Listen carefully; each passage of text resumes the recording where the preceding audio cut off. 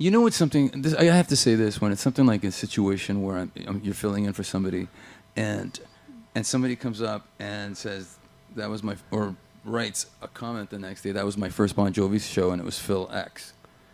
Like, it's. I feel bad, sort of.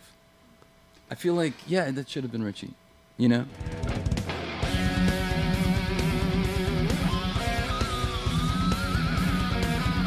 That blows my mind. But when I was at the Satch Academy 2 Januaries ago, and I was talking to Steve Morse before he went on to do his thing, and he was, like, I don't think he knew who I was. And I just go, hey, on the pipe. So on his first solo record, the introductory, on the pipe, he goes, yeah, that's a good one. I go, can you play it? And he's like, you mean like right now? Like I'm not plugged in, I'm just standing here, I'm 8 seconds from walking up the stairs. Yeah, could you just play it? And yeah, he goes, sure. So he starts playing on the pipe, and I'm like this close to his fingers, watching his fingers. And then he plays it, amazing, and I go, I win. And he goes, what? I go, me and my buddy learned that when it came out, and we learned it 2 completely different ways. And the way you just played is the way I play it, so I win.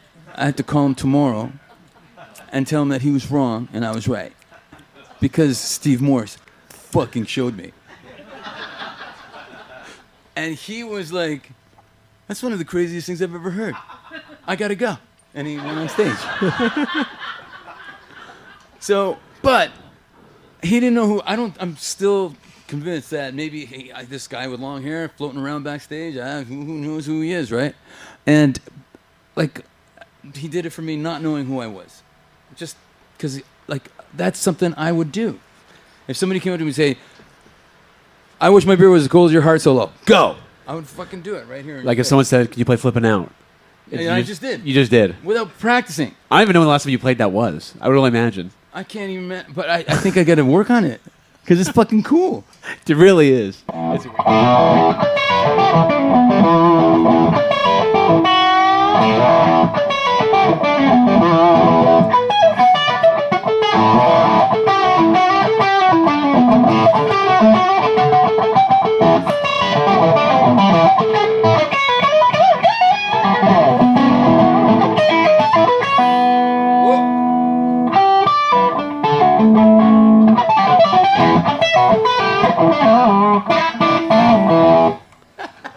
Dude.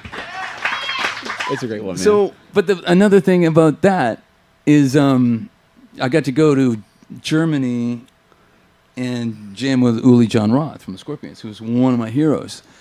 And he didn't know who I was. So he goes, we're talking. He goes, so you're going to play All Along the Watchtower with us? I go, yeah. He goes, so what, you're like a solo guitar player? I wish I could do his accent, but I can't. So you're a solo guitar player? I'm like, well, yeah, no, I play with Bon Jovi. And Uli Jon Roth goes, what? The Bon Jovi? I'm like, yeah. And then he tried to cool out. Like we still text. We're friends. He's like, so what's Bon Jovi doing lately? I go, selling at arenas and stadiums? He goes, okay. So the next time I see Uli Jon Roth, he's walking in the hall, and then he sees me, and he goes, Phil! And I'm like, what? He's the only guy who had his own dressing room. So he takes me into the dressing room, and he goes, so, he's asking me questions about Bon Jovi, about everything else. And he goes, hey, check this out. And he puts a Sky guitar on my shoulder, and I start playing a Sky guitar. He was laughing, I was laughing, and I started playing some stuff, and he goes, I got to tell you something.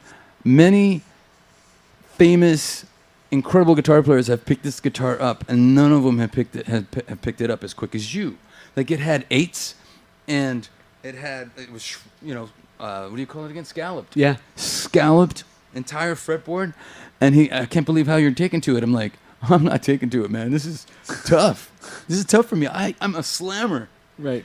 And so we took pictures, him holding one, me holding one, and it was one of the most important times of my life. It was pretty amazing. Hey there, just a quick interruption. I want to thank you for watching this video and urge you, if you don't already, to subscribe to the Masters of Shred YouTube channel so we can continue to bring you this exclusive Shredtacular content. And I also urge you to check out our official merch that's available now on mastersofshred.com, whether you want to pick up a Talking Shred t-shirt or one of our brand new Shred Head hats. That's right. Thank you again for your viewership, and now back to our regular scheduled programming.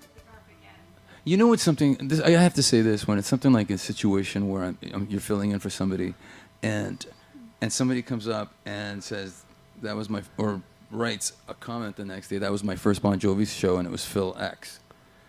Like, it's, I feel bad, sort of. I feel like, yeah, that should have been Richie, you know?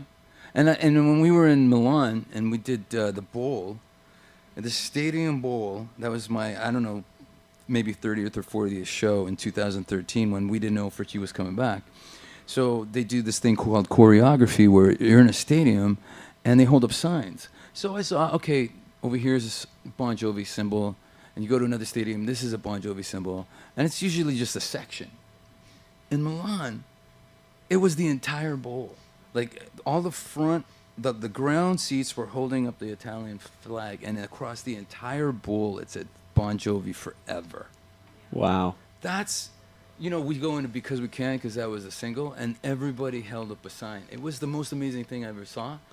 Never saw John stop a song because he was emotional, and he stopped. You were there? Yeah, I was there. So, you see? It was incredible. Now, you know what I was thinking? I was thinking, this isn't my moment. As amazing as this is, Richie should be here for this. And that's what I thought. And to me, it was weird being the guy, having a cool gig because of somebody else's situation, you know?